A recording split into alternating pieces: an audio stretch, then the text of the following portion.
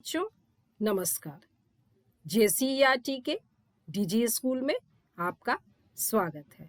मैं अनुपमा आज आप लोगों के साथ आप लोगों के विज्ञान की पुस्तक विज्ञान की ओर के अध्याय 7 पदार्थों के पृथक्करण पर चर्चा करूंगी। यह इस पाठ का दूसरा वीडियो है। इस पाठ के पहले वीडियो में हम लोगों ने जाना था कि हम पदार्थों को पृथक क्यों करते हैं, साथ ही पृथक्करण की विधियों हस्तचयन विधि, थ्रेशिंग विधि, निष्पावन विधि और चालन विधि पर चर्चा की थी। आज इस भाग में हम लोग अवसादन विधि, निस्तारण विधि और निस्यंदन विधि के बारे में जानेंगे। तो बच्चों, पृथक्करण की 5वीं विधि है अवसादन विधि, सेडिमेंटेशन प्रोसेस।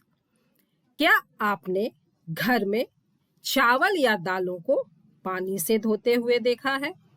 हम चावल या दालों को पानी से क्यों धोते हैं? पानी में धोने से चावल या दाल में उपस्थित हल्के धूल कण पानी के साथ बाहर निकल जाते हैं और उसमें उपस्थित भारी कण बाहर नहीं निकल सकते, वे बर्तन की तली में बैठ जाते हैं। जैसा कि आप लोग बच्चों यहाँ पर चित्र में देख रहे हैं, चावल या दाल भारी होता है और इसीलिए वह बर्तन की तली में जाकर बैठ जाता है। तो बर्तन की तली में पदार्थ के भारी कणों का बैठ जाना ही अवसादन कहलाता है।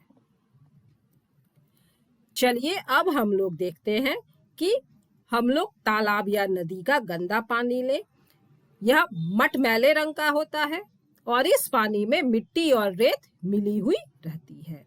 जब हम लोग इस पानी को बर्तन में लेकर कुछ देर तक स्थिर छोड़ देते हैं तो कुछ देर के बाद मिट्टी के कण इस तरह से बर्तन में बैठ जाते हैं। इसे ही हम लोग सेडिमेंटेशन प्रोसेस या अवसादन क्रिया कहते हैं। और ऊपर का जो पानी है यह बहुत हद तक साफ हो जाता है। इसके बाद आती है निस्तारण विधि, डीकैंटेशन प्रोसेस। इस विधि का इस्तेमाल अवसादन के बाद होता है।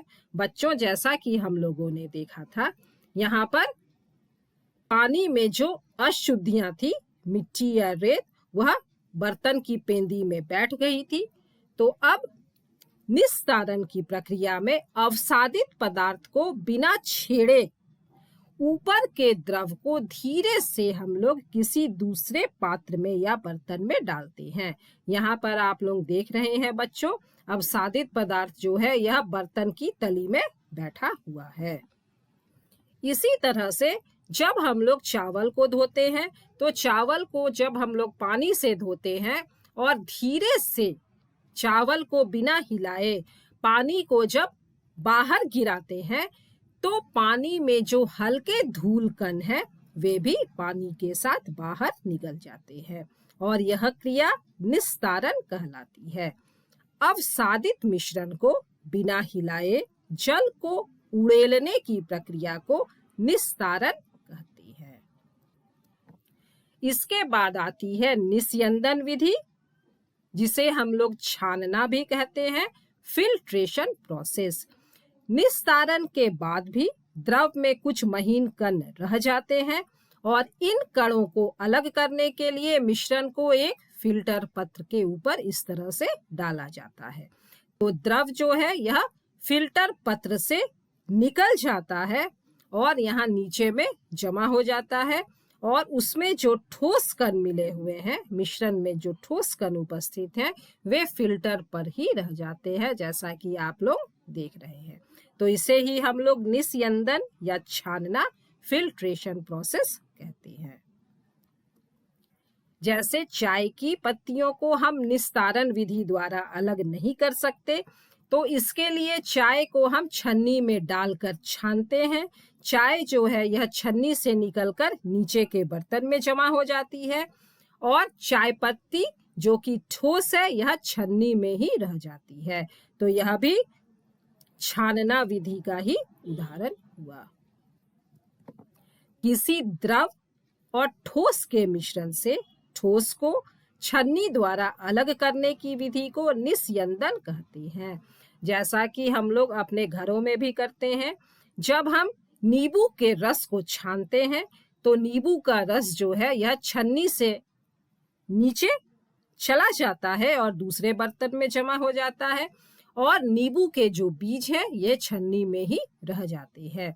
इसी तरह हम किसी बर्तन के ऊपर महीन कपड़े को बांधकर जल को भी छानते हैं तो छना हुआ जल बर्तन की पेंदी में जमा हो जाता है और पानी में जो ठोस अशुद्धियां हैं वे इस महीन कपड़े के ऊपर ही रह जाती हैं।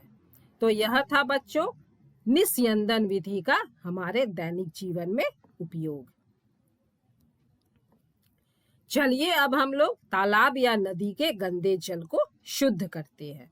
तो इसके लिए हम लोग तालाब या नदी के गंदे जल को कांच के गिलास में रखते हैं और इसे आधे घंटे तक स्थिर छोड़ देंगे। तो नदी या तालाब के गंदे पानी में जो मिट्टी के कण हैं वे इस तरह से बर्तन की पेंदी में जमा हो जाते हैं, जिसे हम लोग अवसादन क्रिया कहते हैं। अब इस अवसादित मिश्रण को बिना हिलाए हम लोग इस बीकर को थोड़ा सा तिरछा करेंगे और दूसरे गिलास में ऊपर के पानी को उड़े लेंगे।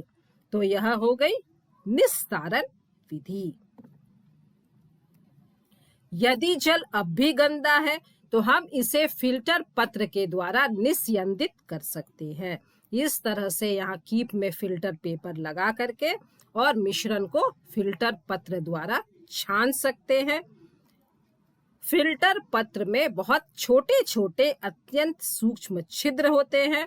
फिल्टर पत्र से इस तरह पानी बूंद बूंद कर नीचे बर्तन की पेंदी में जमा हो जाता है और यह बूंद बूंद कर एकत्र होने वाला जल पहले से काफी शुद्ध होता है और इस मिश्रण में जो अशुद्धियां रहती हैं वे इस फिल्टर पत्र में ही जमा हो जाती हैं, जैसा कि आप लोग यहाँ पर चित्र में देख रहे हैं। अब बच्चों आप लोगों के मन में यहाँ सवाल आ रहा होगा कि क्या अब हम इस पानी को पी सकते हैं? तो इसका जवाब है बच्चों कि नहीं, पानी साफ हो गया परंतु इसमें रोग के कारण सूक्ष्मजीव मौजूद हो सकते हैं। तो पानी को पीने योग्य बनाने के लिए सूक्ष्मजीव से मुक्त करना आवश्यक है और इसके लिए बाजार में कई तरह के फिल्टर उपलब्ध हैं। जैसा कि आप लोग यहाँ पर देख रहे हैं, आप लोग इस तरह के किसी भी फिल्टर का उपयोग करके